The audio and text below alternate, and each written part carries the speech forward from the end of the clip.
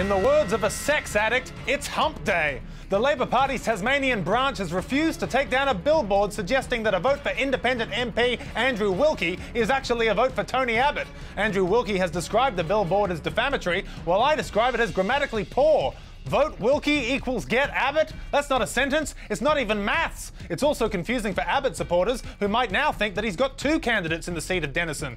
Even Tony Abbott is confused. Tony Abbott was asked by a reporter to name the Liberal Party's federal candidate who will take on Andrew Wilkie in the seat of Denison. I'm afraid you've got me on that one. And who is the Liberal Party candidate for the seat of Denison? I'll give you a clue, Tony. It rhymes with Denison. It's Tanya Denison. Her name is the name of the seat. If only the same were true for the Victorian seat of Batman. It's pronounced Batman, but it seems funnier if I say Batman. Meanwhile, hide your cab charges and ignore his Snapchat requests, because Peter Slipper is considering recontesting his seat at Fisher, stating he's potentially a candidate. Well, before you potentially embarrass yourself again, Peter, let me read you a cautionary tale. It's called The Little Slipper That Shouldn't. Once upon a time, the little slipper pissed off his own party by accepting Labor's offer to become Speaker of the House and then insisting on performing his duties as Dracula. Then he weirded everyone out by comparing female genitalia to muscles. And finally, Little Slipper joined the Palmer United Party. And after 7 hours, the Palmer United Party voted Little Slipper out of their party. Even Clive Palmer thought the guy was a risk.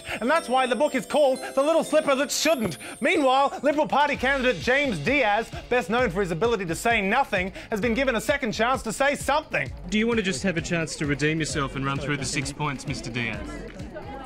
Do you know the 6 points or not? But before you judge him for being unable to answer the question, remember, he's just following the party line.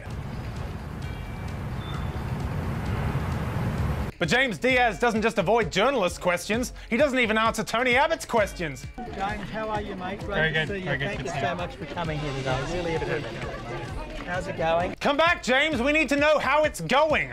And finally, the government's Treasury and Finance departments have released their pre-election economic and fiscal outlook, or PEFO, or finance figures you'll never actually look at. The ALP are now pressuring the coalition to cost their election promises using these new figures. But there's some hesitation from the coalition. As The Age reports, Joe Hockey didn't believe the economic statement figures released by Treasury 10 days ago, and therefore he can't believe the Treasury's PEFO figures either. A view that he holds in opposition, but may not work if he's in government and has to actually work with a Treasury department he doesn't believe in. In the words of someone watching Jaymes Diaz trying to explain coalition policy, that's not going to happen. For The Roast, I'm Mark Humphreys.